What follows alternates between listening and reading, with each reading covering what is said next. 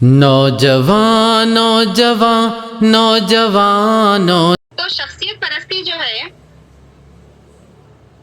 اس میں ہمیں یہ اچھی طرح ذہن نشین رکھنا ہے کہ ہمارا حقیقی قائد اور رہنما جو ہے وہ اللہ کے رسول صلی اللہ علیہ وسلم ہی ہے، اور رضا الہی ہی ہماری سعی و جہد، ہماری کوشش، ہماری جد و جہد کا مقصود اللہ تعالیٰ کی رضا ہی ہے، اس کے علاوہ کچھ اور نہیں ہے۔ اس تعلق سے ایک واقعہ میرے ذہن میں ہے کہ جب ہم جی آئی او کے ممبر تھے تو غالباً محمد یوسف صاحب علیہ الرحمہ ان کا انتقال ہوا تھا۔ اس وقت عبدالباسط انور صاحب جو ہے امیر حلقہ تھے، تو انہوں نے تعزیتی پروگرام میں یہ بات کہی تھی کہ تحریک کے اندر لوگ آتے اور چلے جاتے ہیں۔ تحریک جو ہے ایک نہر کی مانند ہے، اس میں مختلف چشمے ہیں، لوگ جو آتے ہیں، مختلف چشمے ہیں، مختلف چھوٹی چھوٹی ندیاں نالے ہیں جو اس میں آ کر ملتی ہیں اور چلی جاتی ہیں، لیکن تحریک کہیں نہیں جاتی۔ تو ہم کسی تحریک میں جب آتے ہیں تو کسی شخصیت پرستی کی بنیاد پر ہم تحریک سے نہ جڑیں، بلکہ تحریک کے نظریے کو، تحریک کی فکر کو سمجھتے ہوئے تحریک سے ہمارا لگاؤ ہو، شخصیت سے لگاؤ نہ ہو، کیونکہ شخصیتیں تو آتی اور چلی جاتی ہیں۔ تو یہ ہمیشہ ہمارے پیش نظر رہنا چاہیے کہ شخصیت پرستی جو ہے تحریک کے لیے سم قاتل ہے، بہت ہی مہلک خطرہ ہے، اس سے ہمیں بچ کر رہنا ہے۔ اس کے بعد چوتھا جو مہلک خطرہ ہے وہ ہے، جو چیز جو ہے تنظیم کو روایتی انجام کی طرف لے جاتی ہے، وہ ہے تصور دین کی بے اعتدالی۔ تصور دین کیا ہے؟ پہلے ہم دین کو اچھی طرح سمجھے، جب تحریک میں ہم آئے، کسی مقصد زندگی کے ساتھ ہم زندگی گزارنے کے لیے ہم اٹھے ہیں ایک مقصد کے تحت، تو پہلے جان لیں کہ وہ دین ہے کیا۔ جیسا کہ دستور میں دین کی جو تشریح کی گئی ہے کہ دین انسان کے ظاہر، باطن، اس کی زندگی کے تمام انفرادی و اجتماعی گوشوں کو محیط ہے۔ عقائد، عبادات، اخلاق سے لے کر معیشت، معاشرت، سیاست تک انسانی زندگی کا کوئی شعبہ بھی ایسا نہیں جو اس کے دائرے سے خارج ہو۔ یہ کیا ہے؟ دین کا ایک تصور ہے، یعنی انسان کا ظاہر، باطن، فکر و عمل کا ہر گوشہ اس دین کا پابند ہے، چاہے وہ کائنات میں نظر دوڑائے یا اپنے آپ پہ۔ انسان کا جو اپنے آپ کا خدا سے تعلق ہے، اس کے اخلاق، اس کا تزکیہ، نفس کا تزکیہ، انسان کی خانگی زندگی، انسان کی عائلی زندگی،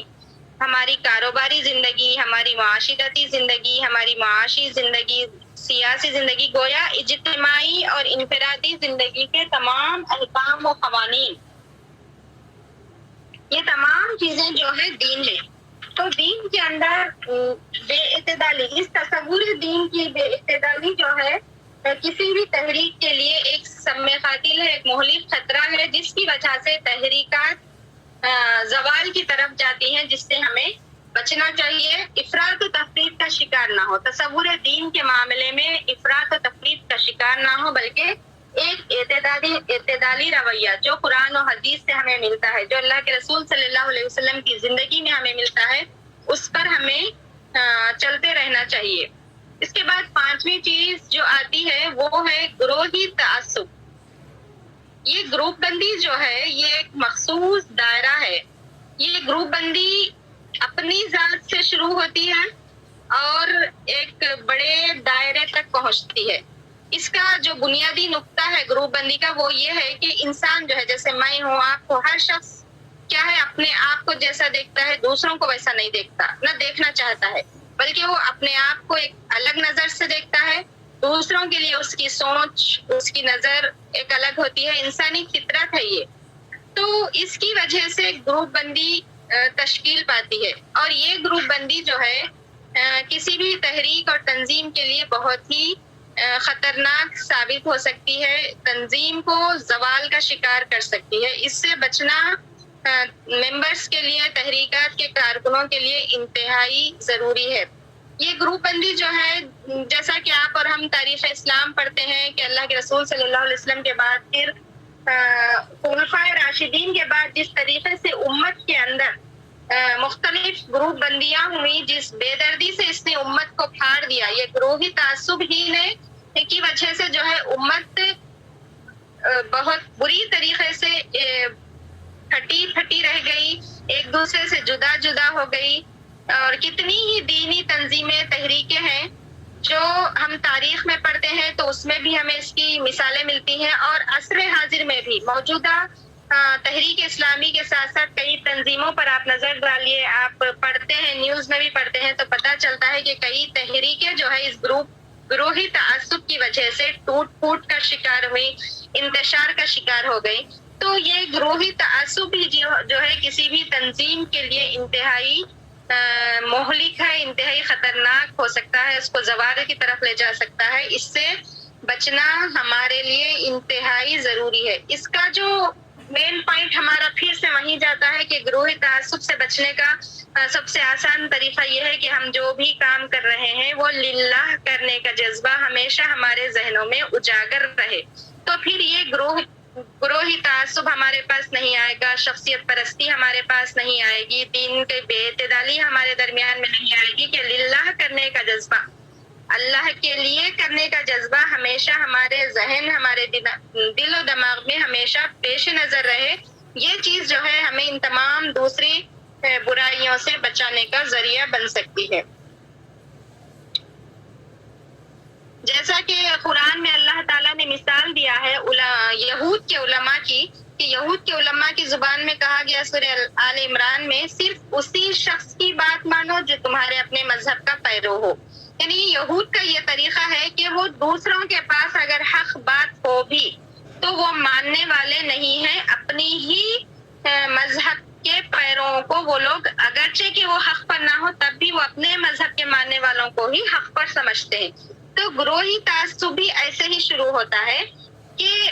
کوئی ایک گروہ بنتا ہے، وہ گروہ حق پر ہو یا باطل پر ہو، لیکن وہ اپنے آپ کو، اپنی برائیوں کو بھی حق پر ہی سمجھتا ہے، اور یہیں سے گروپ بندی کسی بھی تنظیم میں شروع ہوتی ہے۔ اس سے بچنا کسی بھی تحریک اور تنظیم کے لیے انتہائی ضروری ہے۔ ایک اور جگہ سورہ آل عمران میں اللہ تعالیٰ فرماتے ہیں وَلَا تَكُونُوا كَالَّذِينَ تَفَرَّقُوا وَاخْتَلَفُوا مِن بَعْدِ مَا جَاءَهُمُ الْبَيِّنَاتُ، یعنی ان لوگوں کا ایسا رویہ اختیار نہ کرنا جو واضح ہدایات آ چکنے کے بعد بھی ٹولیوں میں بٹ گئے اور باہمی اختلاف کا شکار ہو رہے۔ تو یہ ٹولی میں بٹ جانا کیا ہے؟ گروہ بندی کرنا، ٹولیوں میں بٹ جانا، الگ الگ گروپس بن جانا، مخصوص دائرہ کار بنا لینا، یہ چیزیں کسی بھی تنظیم کے لیے انتہائی خطرناک اور سم قاتل کا کام کرتی ہیں۔ اس گروپ بندی سے ہمیشہ ہمیں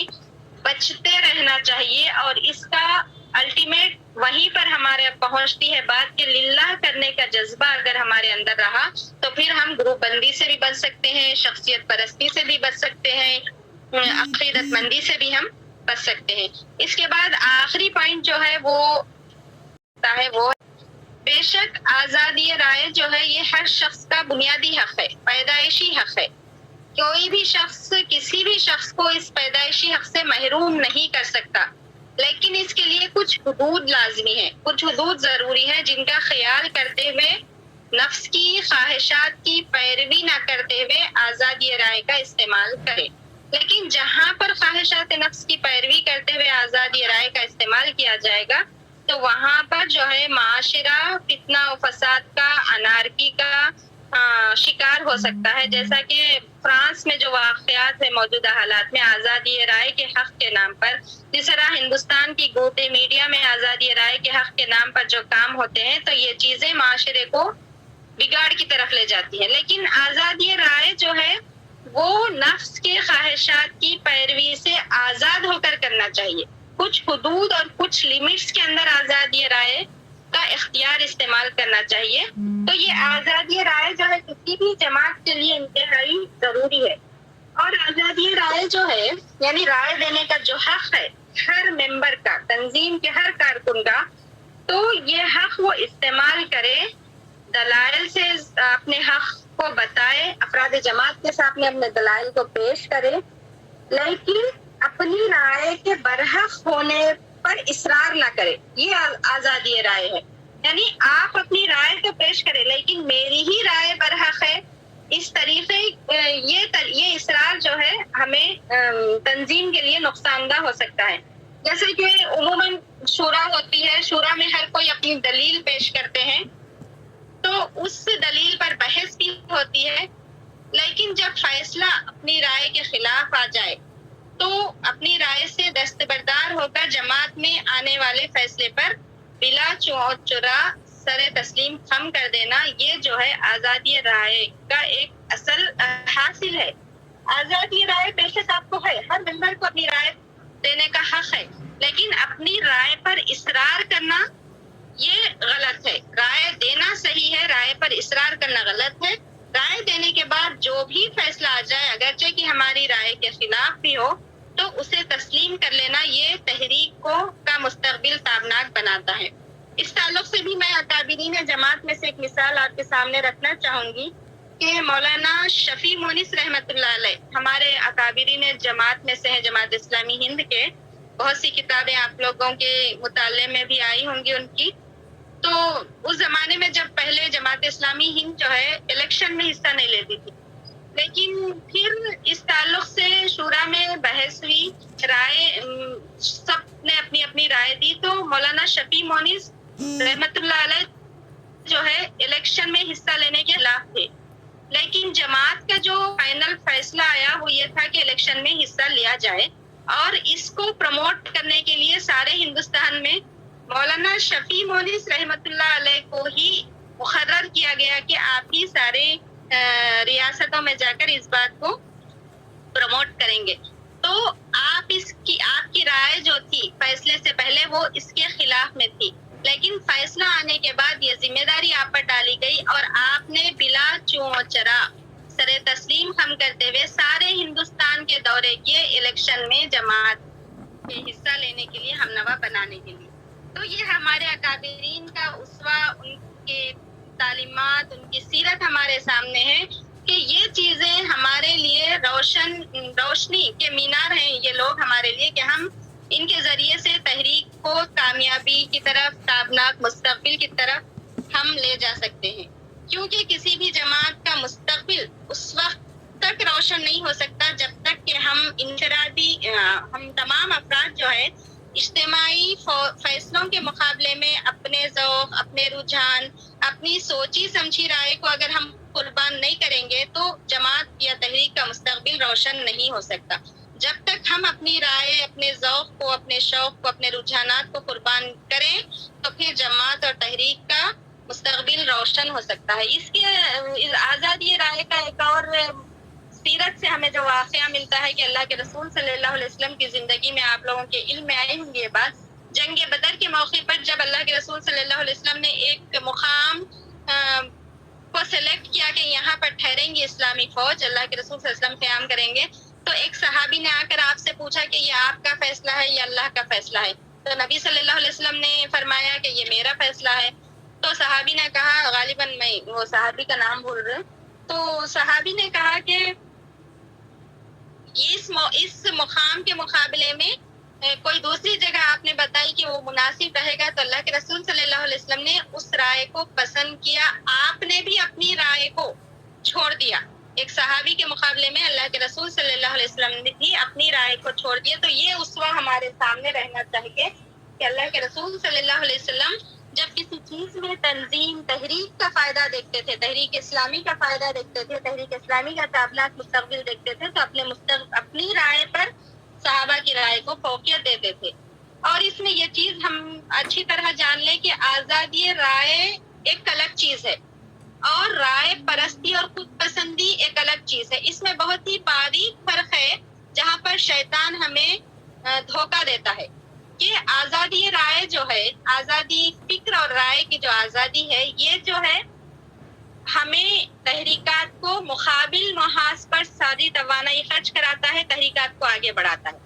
لیکن رائے پرستی اور خود پسندی جو ہے یہ تنظیم کے اندر ہی ہمیں آپس میں ایک دوسرے کے ساتھ الجھا دیتی ہے، ہم آپس میں ہی الجھتے ہیں، آگے بڑھ کر باہر نکل کر کوئی دوسرا کام ہم نہیں کر سکتے۔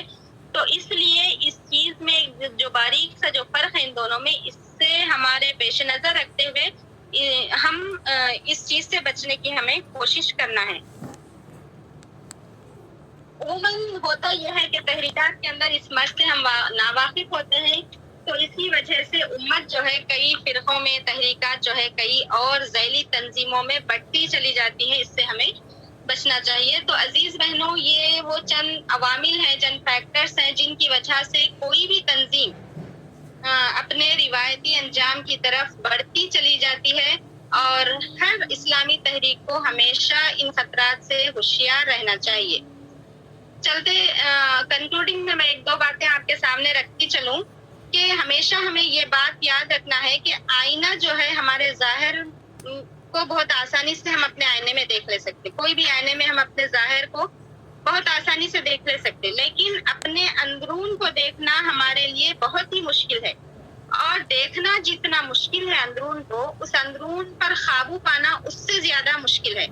تو اسی لیے ہمیں بحیثیت ممبر ہمیں ہمیشہ اپنے آپ کا احتساب کرتے رہنا ہے، اپنے آپ کا جائزہ ہمیں لیتے رہنا ہے، اپنے نفس پر ہمیں ہمیشہ نظر رکھنی ہے کہ نفس جو ہے، انسانی نفس جو ہے وہ بہت ہی شاطر اور چال باز ہے۔ شیطان جو ہمارا ازلی دشمن ہے وہ جتنا چال باز ہے، نفس انسانی اس سے زیادہ چال باز ہے، اور یہ اپنی غلطیوں کو چھپانے میں بھی بہت ماہر ہے۔ ہماری اپنی غلطیاں جہاں ہمارے سامنے آتی ہیں تو 10 تعویلیں اس غلطی کو چھپانے کے لیے ہم پیش کر دیتے ہیں کہ یہ ایسا نہیں ہے، ویسا نہیں ہے، ویسا نہیں ہے۔ تو یہ نفس انسانی کی مکاریاں اور چال بازیاں ہیں جس پر ہمیں ہمیشہ نظر رکھنی چاہیے، اور ان چال بازیوں سے ہمیشہ ہمیں بچتے ہوئے خود احتسابی کرتے رہنا ہمارے لیے انتہائی ضروری ہے۔ کہ حضرت عمر رضی اللہ عنہ کا قول بھی ہے کہ حاسبوا قبل ان تحاسبوا، اپنا محاسبہ کیا کرو قبل اس کے کہ تمہارا محاسبہ کیا جائے۔ تو یہ خود احتسابی جو ہے تنظیموں کو، تحریکات کو کے مستقبل کو بہت روشن بناتی ہے، اور ہمارے اس تنظیمی پروگرامز کا مقصد بھی یہی ہوتا ہے کہ ہم اپنا احتساب کرتے رہیں، اپنا جائزہ لیتے رہیں، پیچھے ہم نے جو پلاننگ کی تھی وہ کہاں تک ہم پہنچے اور نیکسٹ ہمیں کہاں تک اور پہنچنا ہے۔ یہ احتساب ہمارے لیے انتہائی ضروری ہے۔ دوسری چیز یہ کہ ہمیشہ ہم یہ ذہن نشین رکھیں، ہمارے ذہنوں میں یہ چیز ہمیشہ تازہ رہے کہ دین کو ایجاد کرنے والے ہم نہیں، بلکہ اس تحریک، اس دین کے اصول و مقاصد کو لے کر پائے تکمیل تک پہنچانے والے ہم، جو مقاصد، جو اصول بنائے گئے ہیں ان پر ہم عمل کرنے والے ہیں، ان کو ایجاد کرنے والے نہیں ہیں، بلکہ خدا کی کتاب اور اللہ کے رسول صلی اللہ علیہ وسلم کی سنت کے ہم پابند ہیں۔ اور اس کی مثال یوں ہے کہ ہم اس گھوڑے کی طرح سے نہیں ہے جو بندھا ہوا نہیں ہے، بلکہ جس کھیت میں چاہے چرتا ہے، جس باغ میں جائے چاہے چلا جاتا ہے، اس گھوڑے کی طرح نہیں ہے، بلکہ اللہ کے رسول صلی اللہ علیہ وسلم کی حدیث کے مصداق اس کھوٹے سے بندھے ہوئے اونٹ کی طرح ہے جو اپنی حدود کے اندر ہی چرتا ہے۔ تو ہمیں اپنی حدود کا خیال رکھنا ہے، ان تمام شیطان کے لگائے ہوئے ان ہتھ کنڈوں سے بچتے رہنا ہے جس کی وجہ سے جو ہے تحریکات کو نقصان پہنچ سکتا ہے، خود ہماری اپنی شخصیت کو نقصان پہنچ سکتا ہے، خود ہمارا اپنی آخرت ہماری خراب ہو سکتی ہے۔ اس سے بچتے رہنا ہمارے لیے انتہائی ناگزیر ہے۔ آخر میں اللہ تعالیٰ سے دعا کرتی ہوں کہ اللہ تعالیٰ ہمیں جس مقصد کے ساتھ ہم جڑے ہوئے ہیں، فریضہ اقامت دین کے، اس مقصد کو حاصل کرنے کی ہمیں توفیق عطا فرمائے، پورے اخلاص اور للہیت کے ساتھ ہمیں کام کرنے والے اور اس میں آنے والی ہر خرابی اور خامی اور کمی کو دور کرتے ہوئے اللہ کی رضا کے لیے ہمیں کام کرنے والے اور آخرت کے جنت کے حصول کے حقدار اللہ تعالیٰ ہمیں بنا دے۔ آمین وآخر الدعوانا ان الحمدللہ رب العالمین۔ علم تو عام ہے پر اندھیرا ہے کیوں،